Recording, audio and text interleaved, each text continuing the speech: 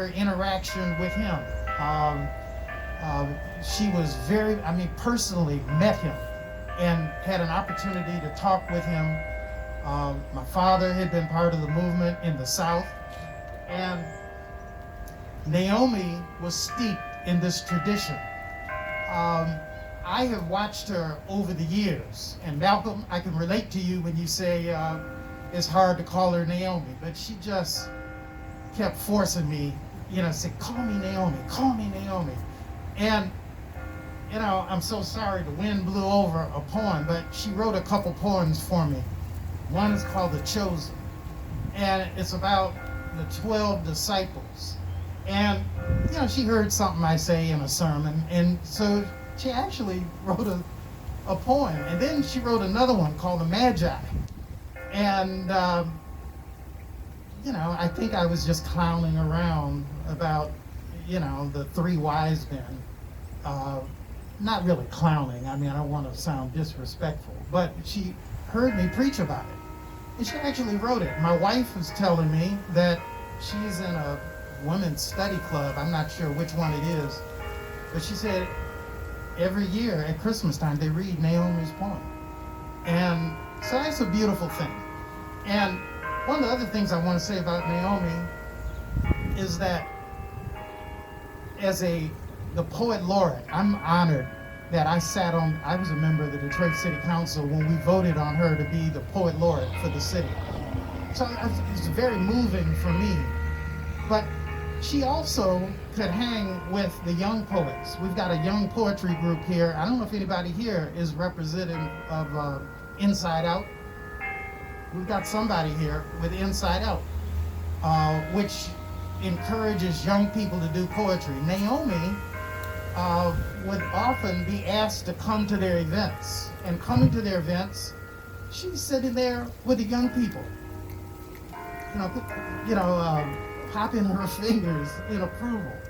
And then the young people would ask her to come up. She would recite some of her poems. So it's a beautiful thing to see a woman who made it to 97 years of age, and she's able to relate to all kind of people. To Calvin Floyd, who was here and said he provided the muscle for carrying her books. In every operation, there's something for somebody to do. And you provided the muscle. She liked you. And you know what? I talked to her 2 weeks ago, and she told me how grateful she was for your dedicated friendship. To Greg Whiting, who's in the choir. Where's Greg? Greg was carrying her back and forth to the hospital. And so and coming to see her in the nursing home. And I tell you, it's sometimes, my friends, the little things in life that mean the most. And I just want to say a word about Leonard Andrews. Naomi married Leonard Andrews, was it 1972, 73, 72. I was in college at that time. I was a good friend of the Andrews family. I knew them very well, and classmates. Leonard and I went to divinity school together. But I knew Mr. Andrews, again, all the way back to 1958. And I was a little surprised when they got married, because they got married about a year after his wife had died. And but at my age, I was about 19 at the time, there are a lot of things going through your mind. I'm just wondering, what in the world is going on? Mr. Andrews is marrying Dr. Madgett. But they had the most delightful marriage, at least from my perspective. Maybe you know something I don't know. But he was a delightful character.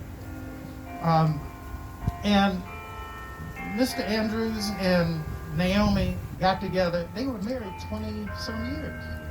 And that's a beautiful thing, for people to find love in their maturity. And I was impressed with how supportive he was of her. I was impressed with how supportive she was of him. And she had a printing press out there at her house. And my dad and I went out there often. For one reason or another, and usually it had something to do with the printing press.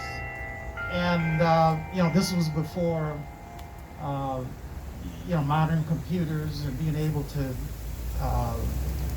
do word processing.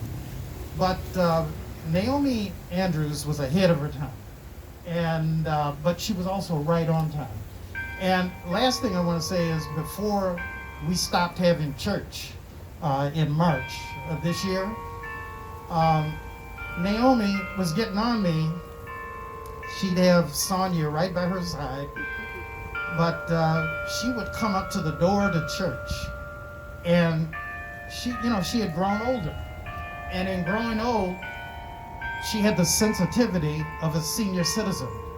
And as a senior citizen, she'd come up to me at the door of the church, and it was almost like her father waving that finger at me. She said, "Nick, you got a demerit today, or 2 demerits." She's talking about my performance in church. And the first time she said it, I said, "What did I do? Or what didn't I do?" She said, "You prayed for everybody. You prayed for the young people. You prayed for the couple people. You prayed for the children. You prayed for the poor. You prayed for the rich. You prayed for everybody. But the one group of people you didn't pray for are the senior citizens." And she said, "I'm a senior citizen. I want to feel like I'm part of that prayer." And that's a nice thing about being a pastor. I'm in my 44th year now. And it's funny, people like Naomi Andrews, she doesn't know me just as Pastor Nick. She knew me when I was this high. So she comes right up to me and says, "You got to pray for the old people." And so I'm glad to say that for many Sundays, I got it right. And if I got it right, she'd say, "You got an A+ today." And so I just hope she went to her grave feeling good. I did talk to her about 2 weeks ago on the phone. But the only thing I would just want to leave you with, my friends, is think about the fullness of the life of Naomi Madgett. Think about a woman who was ahead of her time. She was a liberated woman, but on the other hand, she was very much a real woman. She was a woman who was independent, but at the same time, she was a woman who knew how to thrive in a loving relationship with a man. And I tell you, there are a lot of lessons in that, and I don't want to belabor the moment now, but I just want to say that I am sure she is with her father, with her mother. I'm sure she's in heaven right now with all the saints. And that when she died, that God looked down upon her and said, "Here is a woman of faith. Here is a multifaceted woman, a woman with many disciplines." Yes, we know her, we celebrate her as a poet, as the poet laureate for the city of Detroit, a poet who is known worldwide. But the truth of the matter is, the more you get to know her, and the more you learn about her and interact with her, the more you realize that she was a multi-dimensional person. And frankly, that's what I strive to be in life. I am much more than a preacher. I want to be much more than a husband. I want to be much more than a man. I want to be a multi-dimensional person who can relate to people on all levels and walks of life. I want to be a person who is comfortable with himself and comfortable with others. And I have seen this in Dr. Naomi Madgett. And so, my friends, I thank God for her life. I thank God for her legacy. I thank God for the hope that gave her life and meaning in life, even in her elder years in life. And I thank God for the faith that directed her life. I thank God for the lessons she learned about Jesus Christ in her father and all these years. And so now she's entered into the joy of her salvation. And my friends, one day, when the shadows lengthen, the evening comes, the busy fever of life is hushed. When our work in this world is done, God will call to you and me, hopefully, an opportunity to be with Naomi and all the friends we've known. saying, "Well done, my good and faithful servant. Well done." God bless you, my friends. I'm going to call Mr. Royster now to lead us as we make our way to the burial site. And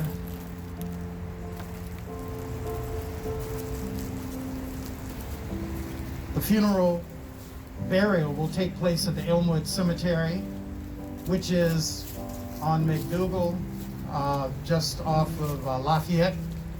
And Mr. Royster, come forward and direct us, please. The casket come down, so you get on the side here.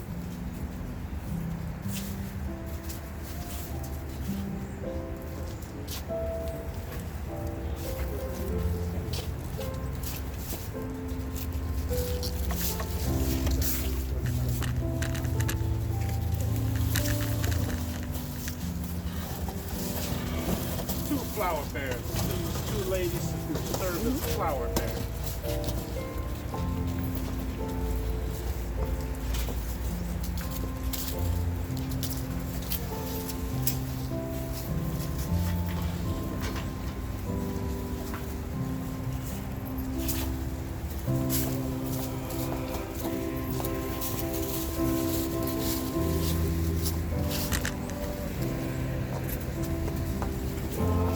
Pallbearers, gentlemen to serve as pallbearers, 6 gentlemen to serve as pallbearers.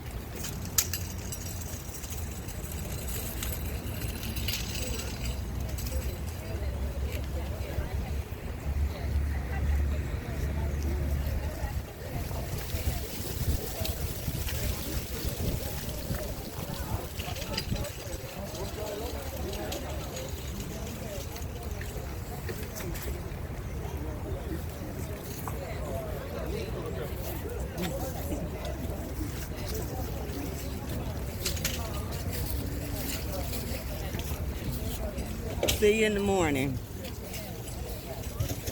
Well done, girl.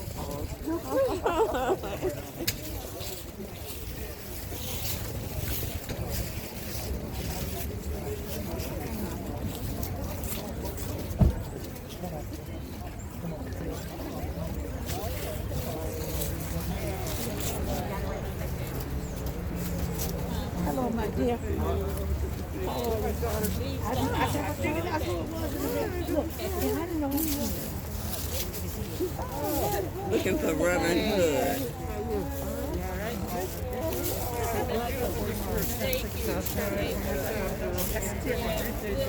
All right.